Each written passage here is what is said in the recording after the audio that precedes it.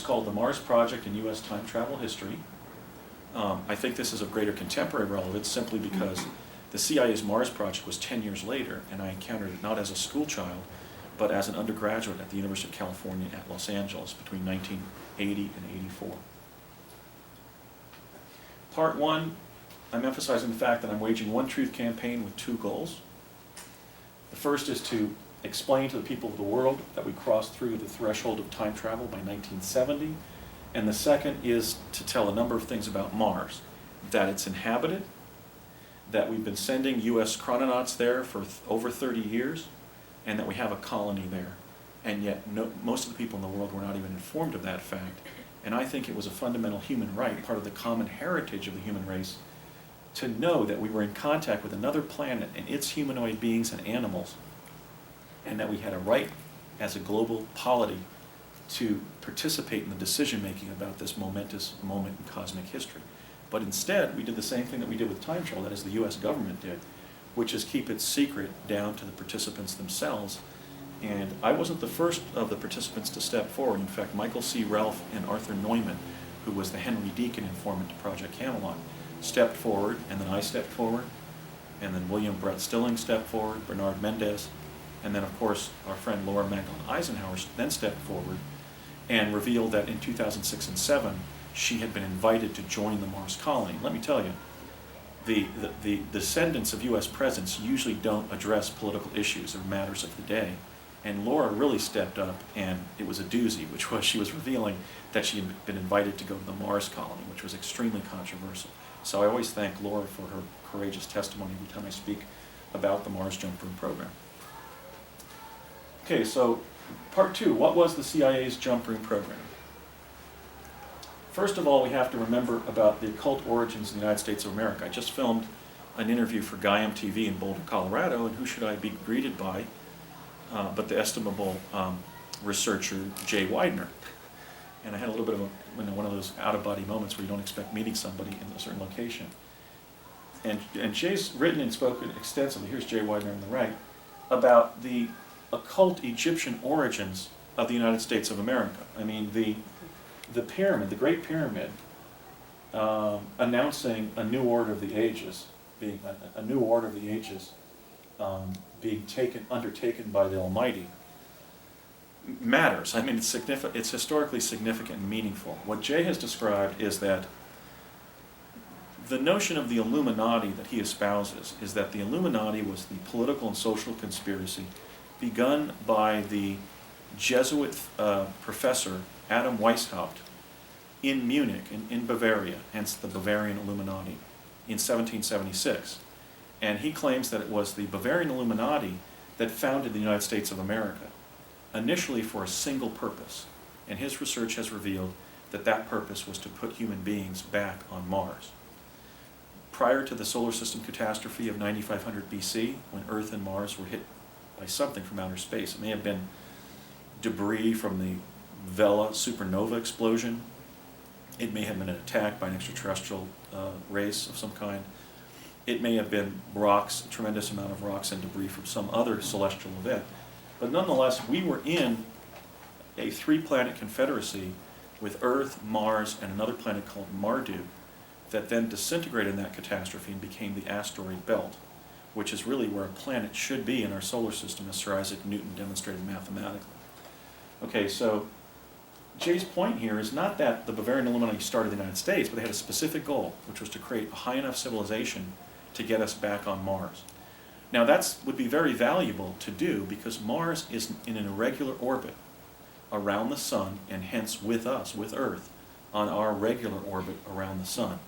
So if we put human beings, if we put Earthlings on both planets, if either planet is hit or destroyed or disintegrates, we've got members of our species over on whatever the other platform is, the Earth or Mars. So that's clearly a matter of celestial or cosmic security of the highest order. The other thing I'd like to point out at the beginning of discussing the Mars Jump Room program is the profoundly intelligent Richard Dolan, the ufological researcher, has written several fine books about the UFO cover-up. Bright man. He's warned us about the advent of a breakaway civilization, a civilization in which some people would be going into outer space, but most people would not be, that they'd be functioning, the insiders would be functioning at a high level of technical development, but those developments would be kept back from the general population. They wouldn't even know about the advances. And that we would essentially evolve into a dysfunctional civilization led by sort of a priesthood of insiders. So picking up on Richie Dolan's point, I'm alleging that that's already happened. I mean, I'm not going to beat up here on Barack Obama, because actually he's a fine human being. I remember him fondly working with him in the jump room program, actually jumping with Barack Obama when he was then using his Indonesian name of Barry Sotoro. But consider the fact that Barack Obama has been elected to the highest office in the most powerful country on the planet. And the people who voted for him, in fact, the whole electorate, the American people, were not advised of the fact that he was a veteran of the secret space program. I mean, he's not responsible for that. We were basically shanghaied and placed in the project. We didn't ask to be in the project. But Barry does have this past that I have, in which we were placed in a sub-project of the secret space program that had placed several jump rooms on Mars and was sending Earthlings to Mars. Actually, if we're to cite Michael Ralph, beginning in 1976. Barry and I and the others that I'm going to be introducing you today first went up in the summer of 1981. But just consider that. I mean, the presidency is an important office. He's not just the President of the United States with all the legislation that's being passed, all the funding. He's Commander-in-Chief of the most powerful military in the world. And he's the Chief Executive for the most powerful country. And essentially, at this point, a unipolar world, a world that is now unipolar, that may go multipolar as Russia and China and India and Brazil and so forth emerge even more, but that is still fundamentally a unipolar world, with the United States being excessively dominant in politics, military affairs, economic development, and social development, and so forth. So it's not a matter of us being worried about ultimately finding ourselves in a breakaway civilization. That civilization has arrived. We're in it. And the only thing that can cure that negative situation is if individuals who have been in these secret projects like myself come forward and reveal what happened to us. Otherwise, the public will continue to be confused and lied to and unknowledgeable about what we've really developed as an American civilization. We've done great things even beyond what we've bragged about. We haven't just gone to the moon, we've gone to Mars. Okay, we just haven't developed the fastest airplanes in the world. We've developed time travel. And I think it's time we start bragging about it. That's one of the reasons I'm running for president. I mean, this is a great civilization. I mean, we fought a civil war to remain a country and to free 4 million African American slaves living in the South, enslaved, and there were 1.5 million casualties. I was talking about the Civil War with Hesper at dinner the other night, and people don't realize that after the Civil War, the #1 industry was prosthetic limbs in every town in America. That's how many people fought for the freedom of the African peoples in America. So we have things to brag about, and we don't brag about them. And one of the things we're not bragging about at all is what we've achieved in the area of high technology. We're keeping our most profound technical feats, our most advanced technical feats, secret, because secrecy confers the advantage of using or not using them, but never revealing that they exist. Okay, so as President of the United States, I'm going to try to advance our public understanding of technology, advance it per se, but certainly lead the disclosure campaign, the disclosure effort, to tell the people of this country what's been done with both their tax dollars and monies that have been diverted from corporations to escape congressional scrutiny of the things that we've developed.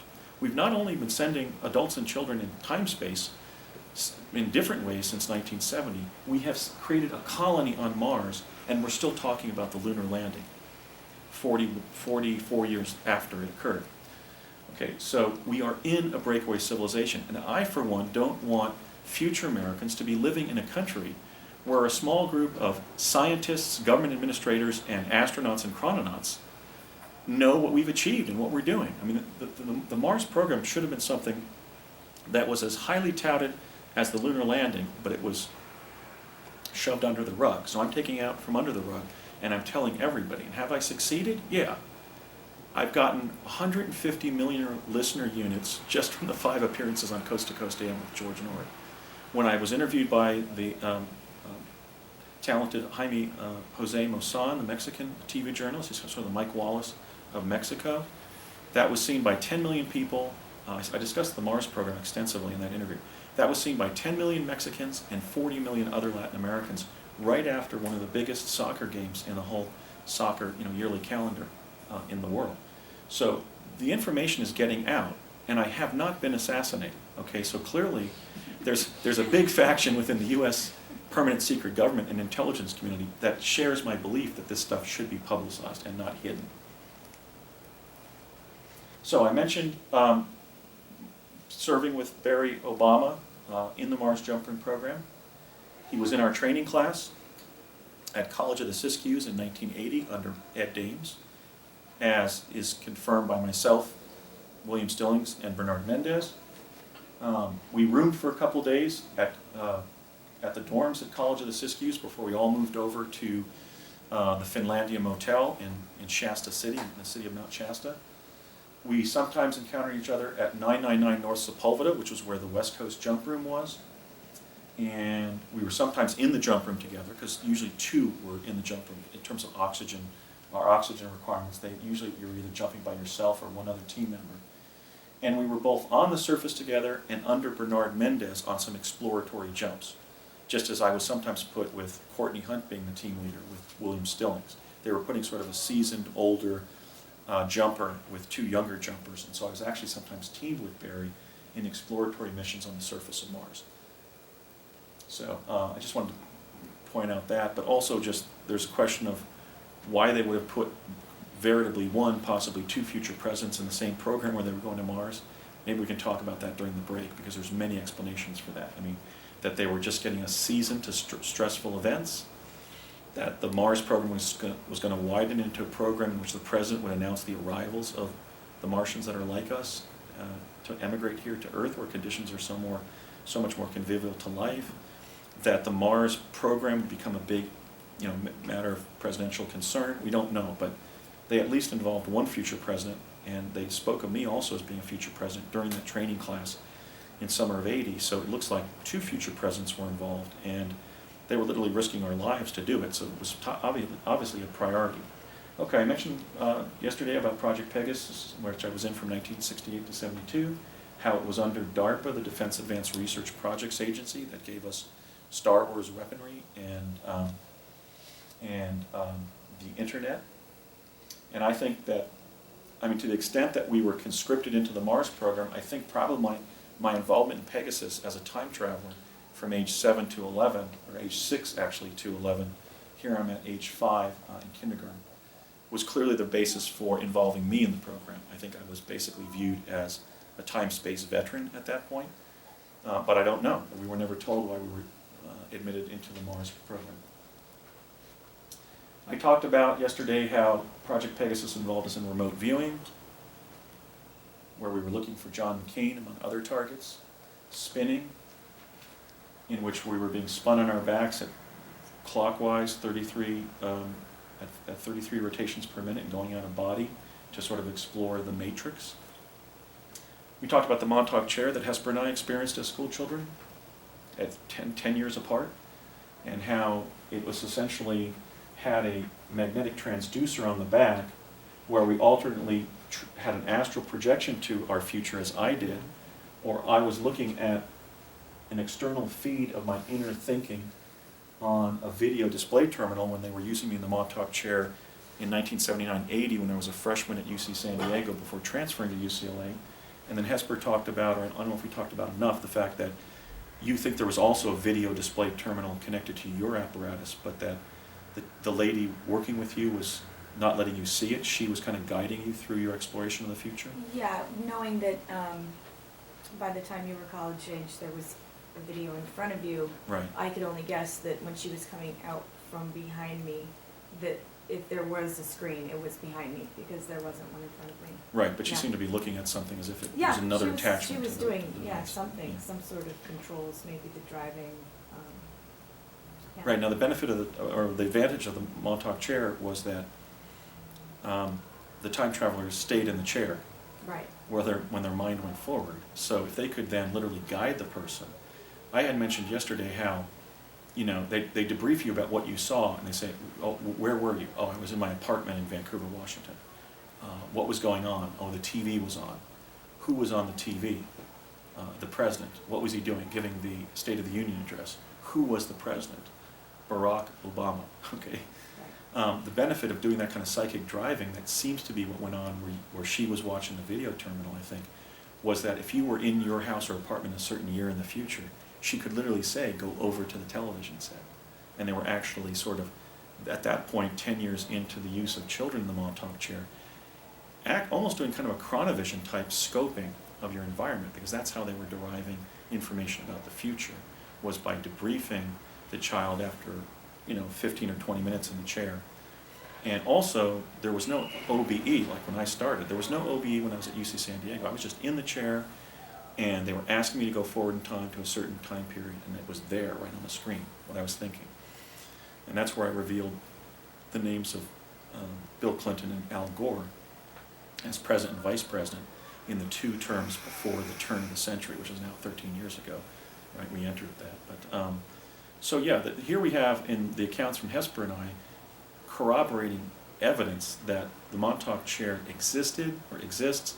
They were using school children in it, and there were advances in the technical nature of the technology where they could literally sort of begin using it sort of like as a chronovisor to actually have the Montag E go wherever they wanted them to go within their future event.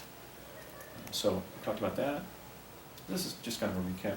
I talked about the Tesla teleporter, these 2 parenthesis-shaped objects between which radiant energy that Tesla had discovered would be broadcast, and when you jump through it physically, your inertia opened up a vortal tunnel in time-space, and then when that tunnel closed, you were somewhere else on the face of the planet, with either in real time or an adjustment in time. And that goes to my point about these vortal tunnels being used for time travel. Imagine you're jumping through Nikola Tesla Grand Central Teleport in New York City. You're popping out at Ernetti and Gemelli Union Teleport in Los Angeles in real time with an actual real displacement of several seconds. You're not, let's say, being sent 10 years into your past. Okay, we don't want to use this for time travel. Then the Chronovisor.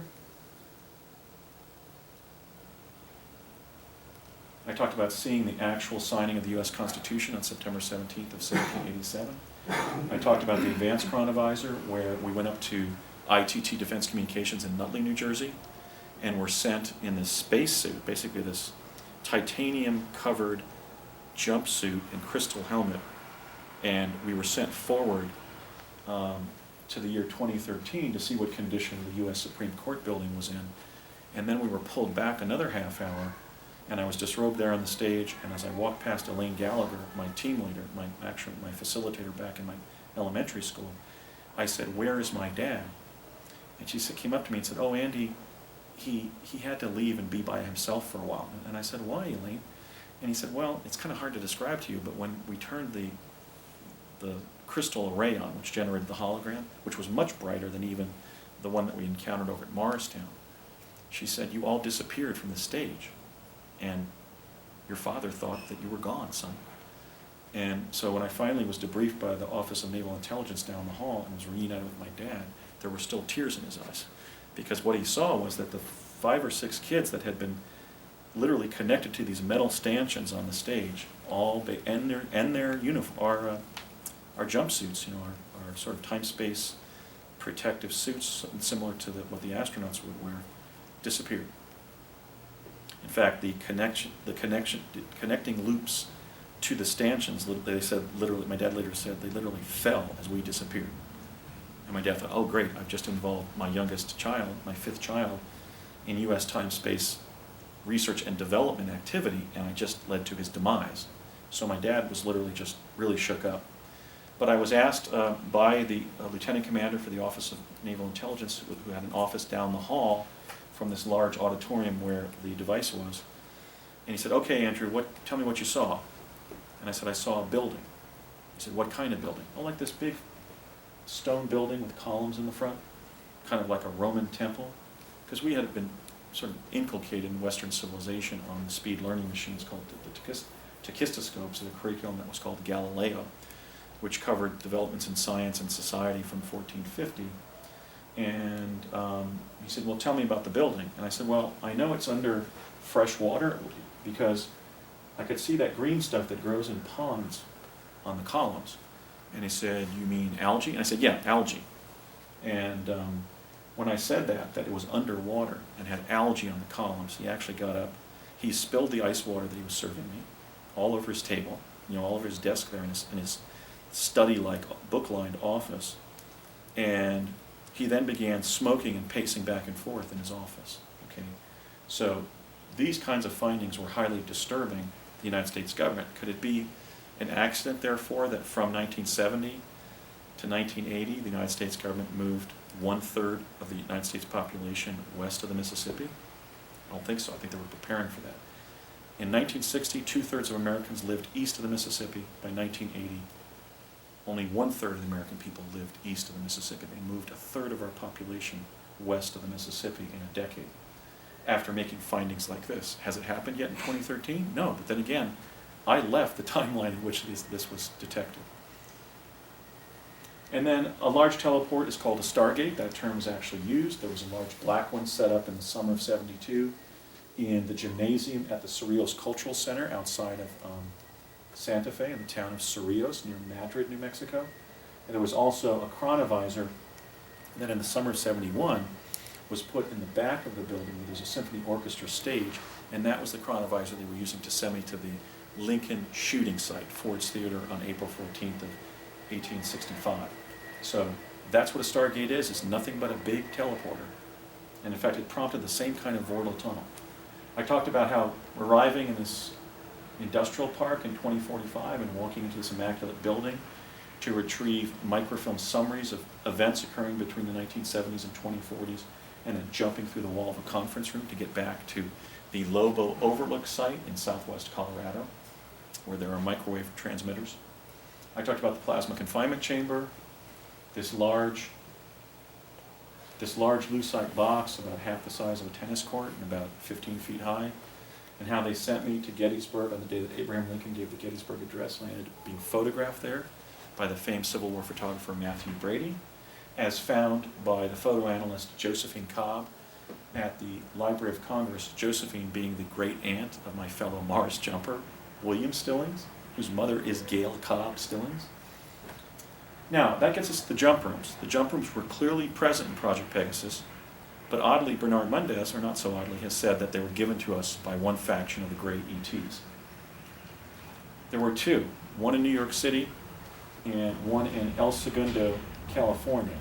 Here is Imperial Avenue East and West, and here is the address that gives it the address 999 North Sepulveda, which is Sepulveda Boulevard. And right here is the bottom, that is to say the southern perimeter of the Los Angeles International Airport. So next time you enter LAX, there's that turnabout right in the front, and there's that space-age restaurant there in the center of the site plan. Look over to the southern periphery and go, hey, that's the building where they were jumping Andy and his fellow U.S. chrononauts to Mars. What was the jump room? It was the elevator of the building. The elevator had a dual use. And we would go up from the interior of the building where the elevator landing was, up to the 5th floor, go into the 5th floor, which was basically like, it just housed like a Fijian suite, like you have at a law firm, where you have a sort of a fancy counter and different offices. There was always one person working for CIA there who would have us write our name, sign it, give our ID number, which for me was my UCLA student ID number, had been entered in their system, 700-414-879. Please don't publish that. But so we would also give our date of birth. Then we would go up to the top floor, the 8th floor, and in the elevator we would feel the elevator moving sideways from the center of the building. And it was moving always in this direction. When I was filming a segment with Bill Ryan and Carrie Cassidy at Project Camelot, Carrie noticed from our location here out in this parking lot to the southwest corner of 999 North Sepulveda that there was a strange apparatus on the back of the building. And I think it takes a perceptive person to see that, but basically we think that may have been the housing that the elevator was moved into, and then whatever was operating the jump room was then masked by this air conditioning unit beneath it, because we were clearly making a horizontal translation after arriving on the 8th floor. We would stand there for 5, 10, 15 minutes, and then whoever was handling that jump would say something to us on the intercom. And the first time I went up in July of 1981, it was Courtney Hunt, who had trained me in Chatsworth, California, for my, after Ed Dameson handled us in 1980. I was placed with Courtney Hunt because he was a senior CIA and an experienced Mars jumper. And he kept asking me whether I was ready. And I finally said, after the third time, and he said over the intercom, "Are you ready, Andy? You're going to Mars. Are you cognizant of what's happening? Are you relaxed? Whatever." I finally said, "Come on, Courtney, light this candle." Citing Alan Shepard when he was on the tarmac there at Cape Canaveral, waiting to go up into space the first time as an American astronaut. So I finally was sent to Mars there after waiting. The rectangular or box-like elevator would then morph into a cylinder. So Courtney had described how I was going to have to sort of reach out with my left arm and stabilize myself so I wouldn't fall over. He said, just like going through a water main, you want to know that it's going to become cylindrical. So nothing would happen. We would see the lights blinking in light panels inside the jump room, inside the elevator.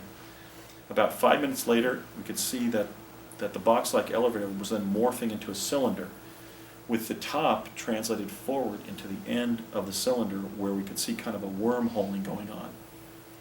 And that would get most intense and would sometimes nauseate the jumpers at about 10 minutes into the maximum wormholing, with all the torsional effects, because not just the jump room, but we were being sort of twisted, we think, at the same time, although I could still always see my fellow jumpers.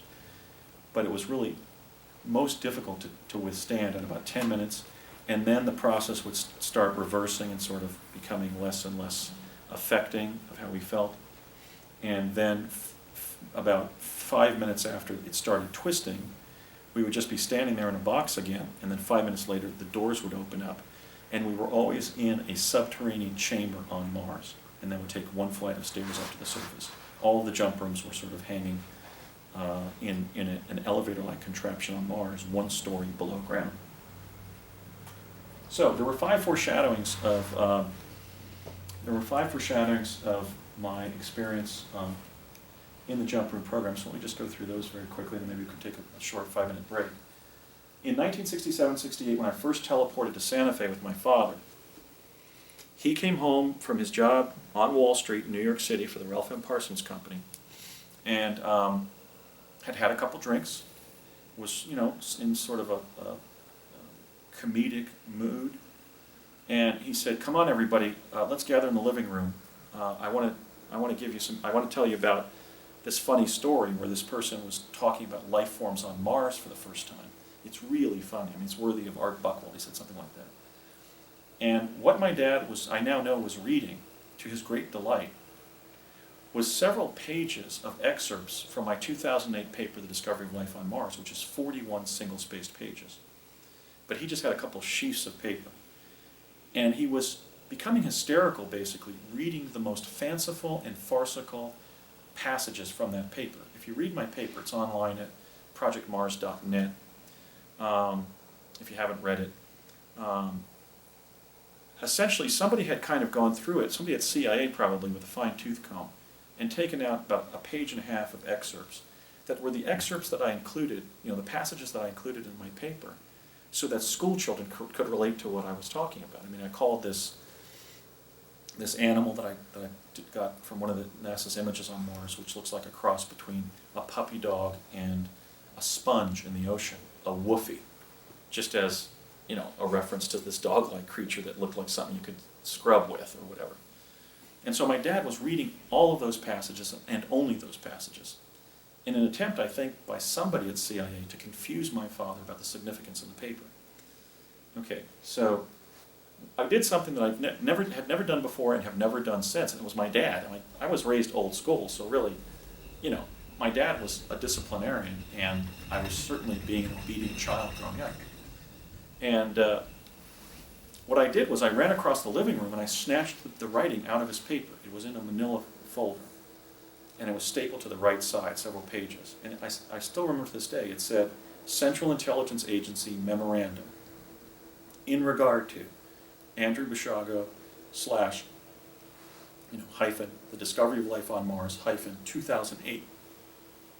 So here we have evidence at the very time that I had begun teleporting back and forth between New Jersey and New Mexico, the CIA was already using quantum access to derive artifacts of future invention. In this case, my 2008 paper, The Discovery of Life on Mars. But for some reason, they were deceiving my dad about its significance, which is not we can't answer. Then about a year later, towards summertime in 1969, I'd been in Project Pegasus. I would be put in Project Pegasus officially the next fall, in September, October of 1969. My dad's giving me my regular crew cut up in one of the bedrooms of the house. He goes over to his valise from work.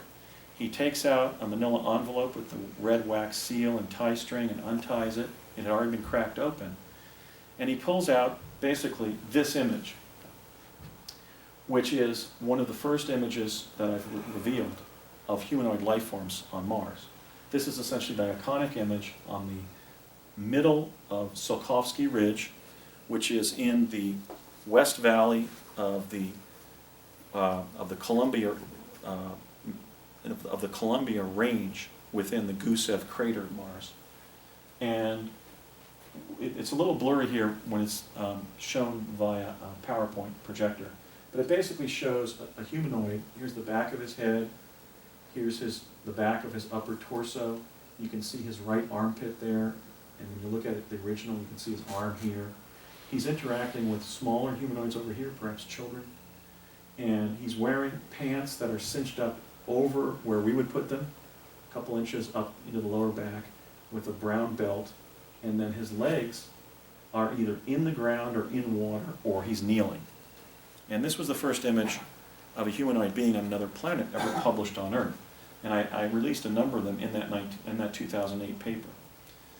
And I spent all of 2008 going over one NASA image from Mars, which is PIA 10214, and I found dozens and dozens and dozens of life forms and ancient artifacts just in that one picture. It's as if they had, or we were examining like the Yosemite of Mars, and there were people camping, hiking, and fishing in the image. It's a very rich image. So my dad had a little colloquy with me about this image in 1969, and he said, "Take a look at this, Andy." And I said, "What is it?" And he said, "It's a Martian." And I go, "What do you mean a Martian?" He said, "A humanoid like us, but on the planet Mars." And I said, "Really?" He said, "Yeah, it actually is. Guess who finds it in the future?" And I said, "Who, Dad?" And he goes, "You do." And I said, "I do?" And he said, "Yeah, NASA sends some rovers up there and starts sending the pictures back, and you go through them, and you find the first images ever published on Earth of humanoids on another planet, and you publish them in a paper, and it's a significant paper in natural history." I said, "Really, Dad?" He goes, "Yeah. So the government just wanted me to show it to you." And then he completed the rest of my haircut. So I was given a foreshadowing of the discovery of what we call the humanoid being on Tsiolkovsky Ridge. 1970, my dad says, "Come on with me, Dad." He yells out to my mom again, "Hon, I'm taking Andy to the hardware store in Florham Park." He says, "Okay, hon, drive safely." And we don't drive to the hardware store in Florham Park. My dad explains in the car that we're going to be driving up to Curtiss-Wright Aeronautical Company in Wood Ridge, New Jersey. And I say, "We are, Dad? Are we going to be jumping, teleporting to New Mexico again?" He goes, "No, son. There are some Martians up there who want to meet you." And for the next 15 minutes to Curtiss-Wright, I keep on plying my dad with these questions about, well, what are they? And he actually took his Volkswagen and parked it on the side of the road and said, "Son, they are Martians. They are human beings like us from Mars, and you're going to be meeting them. They want to meet you." Now, I'm using these images, so we go over to Curtiss-Wright. We go to the left. There's a landing dock here. And at the edge of the landing dock in this big hangar, there's a reverse teardrop-shaped, silver-colored, conventional spacecraft that's just hovering there and making some basic noise of a combustion type engine or a reciprocating engine. It's just going pop, pop, pop, pop, pop, pop, pop, pop, pop, pop, pop, pop, like a Volkswagen sitting out on an ice floe or something, when somebody's ice fishing or something. And but we go to the left. We don't go towards the ship. The ship was about the size of, I don't know, a Camaro, or maybe even one of those MG midget. I mean, it was a small. Had it been an automobile, it certainly would have been on the smaller side of automobiles, and maybe about the size of a contemporary Prius, about that size compact car. But we go over on the left, and there's a couple other Earthling aerospace engineers like my dad with their black ties and their pen holders and their white shirts, and 3 Martian astronauts who looked, for the most part, absolutely human. And they looked over at me and smiled. There were two that were tall and bald, and one who were about 6'1" or 2", and then all male, with the oldest one being shorter and more professorial looking, more like an intellectual than a soldier or an aviator. And he looked kind of like, I mean, the 2 larger ones kind of looked like the actor Telly Savalas, but maybe the shorter one looked like the actor Larry Neal of the Three Stooges, kind of with a bald head, but with a crown of brown hair and a kind of prominent nose. And the professor looked over at me and said, "Oh, he's a handsome lad," in a high voice, like when we're on, when we breathe helium and then try to speak. And they just kind of smiled at me, and then they wrapped up the meeting, and they walked across my dad and I down a set of steps to the end of that loading dock where their little conventional spacecraft was putting. And the last one of the taller guys, stopped in front of my father and in perfect, unaccented American English said, "Ray, it was a privilege visiting your beautiful planet again, and a pleasure to meet you. Thank you for introducing us to your son Andrew. I hope that next time we come to your planet, your exceptional planet, we can meet again." Utterly graciously, my dad, who was from rural Pennsylvania, and not the natural diplomat, as it were, said, "Oh, well, great." I don't know if he used his name. But he said, "Well, I hope that happens. That would be wonderful." And they exchanged sort of these pleasantries. And then they were all holding like a machine, maybe like a respirator. And then they walked into their craft, and my dad said, "I don't know how 3 guys can stand being in that small craft for 24 hours. So somebody has to do the range of how fast that ship could go to Mars in any of its positions relative to Earth. It would be a range of speeds because of the range of distances between Earth and Mars during the 2-year cycle of Mars relative to Earth, relative to its proximity to Earth. But it was a small ship. So the ship putters across the floor of the hangar and out onto this huge runway, as it were, there at Curtiss Wright. And one of my dad's colleagues says, "Now watch this, Andrew," as the ship's coming around its first turn. He goes, "Get ready, it's going to be impressive." And that ship started moving down a runway, like when you know, like on a race track, you know, a track and field racetrack, you've got an oval, but then also a straightaway. So the thing goes around the oval and then gets on the straightaway, and just moved off the tarmac with such speed that, to me, as an 8-year-old Earthling child, thought that it had actually disintegrated. It was like a flash of silver paint. It was that fast. It just went zoom and disappeared into the sky. I didn't even see it going. We just saw this flash of silver color. Now, I'm using Jackie Coogan as Uncle Fester on the Addams Family, and Mike Myers as Dr. Evil in the Austin Powers film to demonstrate what we've been subjected to for the last 50 years. Does anybody disagree about my opinion that for the last 50 years or so, we have seen this type of human being over and over and over again in the mass media? Not just Uncle Fester, but Telly Savalas as Kojak, but Mike Myers in feature films with the same kind of character. A human being that is bald, has a face that is larger than an ordinary human being, and that is intelligent, but with a kind of a kooky, recondite personality. That's like a meme in contemporary media of the latter half of the 20th century. I use this to demonstrate the 3 Martian astronauts that we met there in summer of '70, because I don't have their pictures, but then again, all of us have their pictures because it's been shoved down our throat now for 50 years. They've been grooming us to get ready for the general introduction of Martians into our civilization on Earth. 1971, my mom let me trick-or-treat when I had a severe cold. It developed into bronchitis, and later in November, as I was recuperating in our guest bedroom, which we would use as, you know, our sick room in the house, that was 5 kids and my parents, so we would segregate whoever was ill. I have this bad case of bronchitis that, to some extent, I may still have. But my dad, I can hear 2 sets of my in-laws down in the living room with my parents, 2 of my aunts and uncles and their children, and my 4 older brothers and sisters. So there's like 20, 25 people in the house, maybe more like around 20. My dad sort of sneaks up the stairs into the guest bedroom, again takes something, some written work, out of a manila envelope with the red wax seal already being broken, the tie string, and he says, Andy, I know you're sick, but there's something I want you to read. And I said, well, what is it, Dad? He came over to the bed, and he said, take a look at it. It's a paper that you write in the future. And I said, really? He goes, yeah. Read the title there. I said, The Discovery of Life on Mars. And he goes, when do you write it? And I go, well, the copyright says 2008. And he goes, right. And how old are you going to be, son, in 2008? And I said, being one of the kids in Pegasus, I said, 47, right? And I then said, but Dad, what's the D? And he goes, well, you apparently take as your confirmation name a name that starts with D. So here you're writing as a 47-year-old and you're using the middle initial D, which I selected Daniel as my confirmation name. And I use it professionally as with the abbreviation of D. So he sat down then on the edge of my bed and said, son, this is a very important exercise. I'm going to go away for a couple hours, and I want you to read the entire paper. It's 41 pages.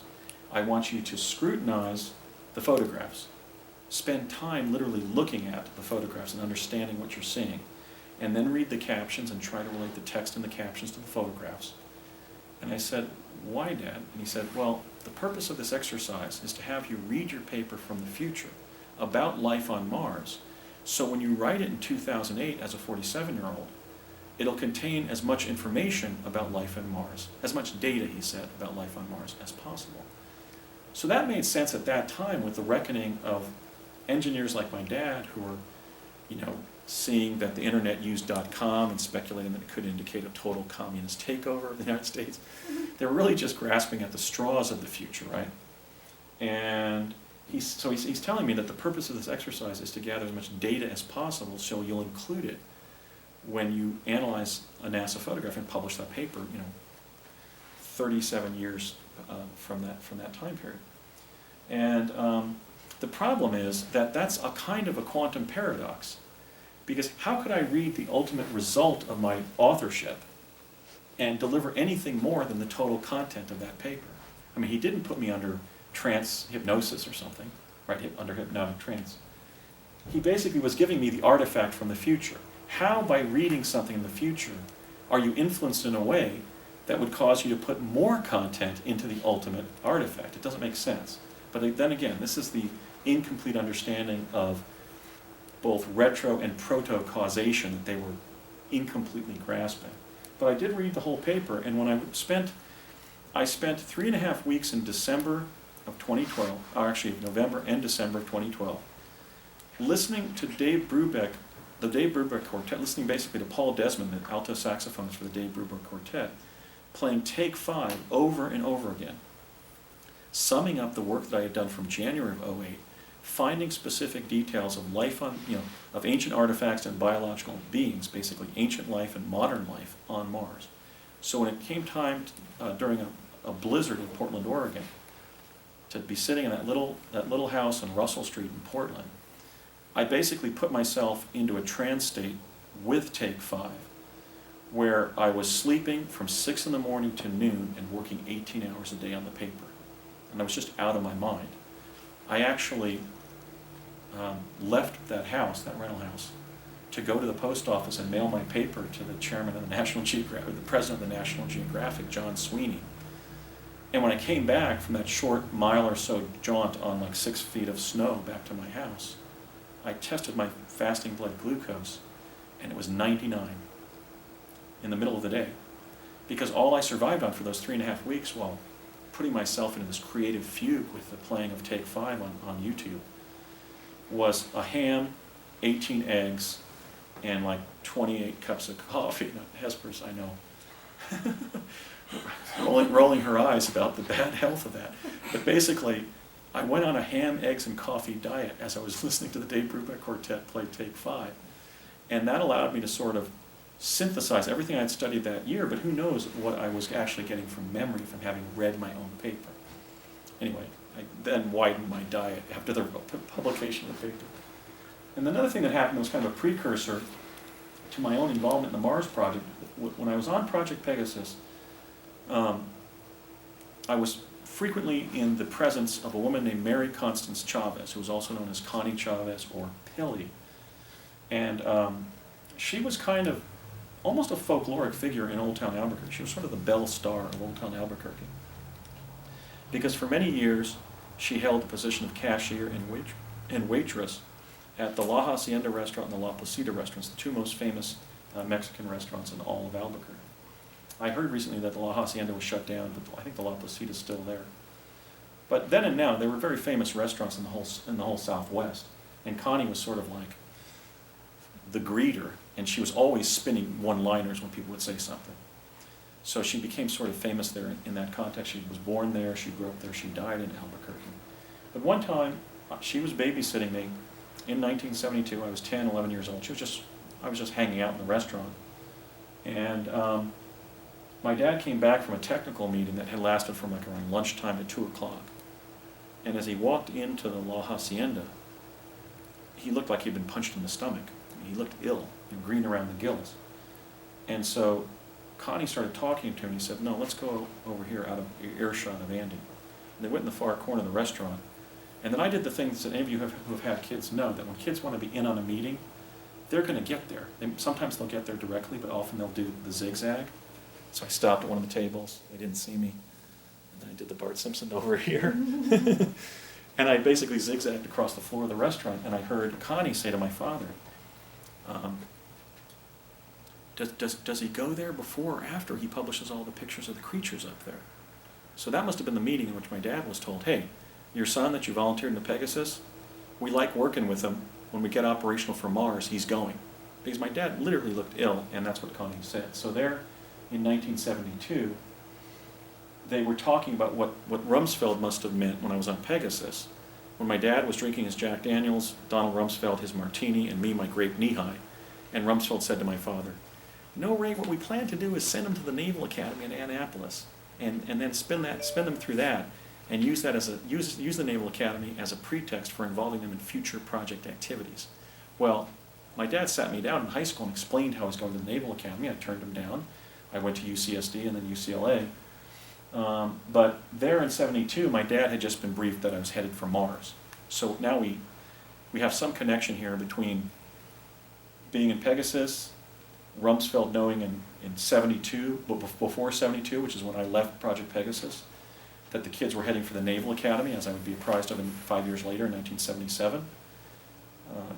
And when I stepped out of my interview by my local congressman, Barry Goldwater Jr., his secretary actually called me up on the phone and chewed me out for 15 minutes. "Don't you know who you had an interview with? He's one of the 453 members of Congress and all this. He's your local congressman." So Alfred Weber believes that it was not going to Annapolis is where I really started my truth campaign, or my resistance to government secrecy, as it were, and tyranny. But we know that my dad was briefed probably about Mars based on what Connie said in 1972. So with that, let's take a break of about five minutes, and I'll come back and I'll start talking about the training program I was put in the summer of 1980 at College of the Siskiyous in Weed, California.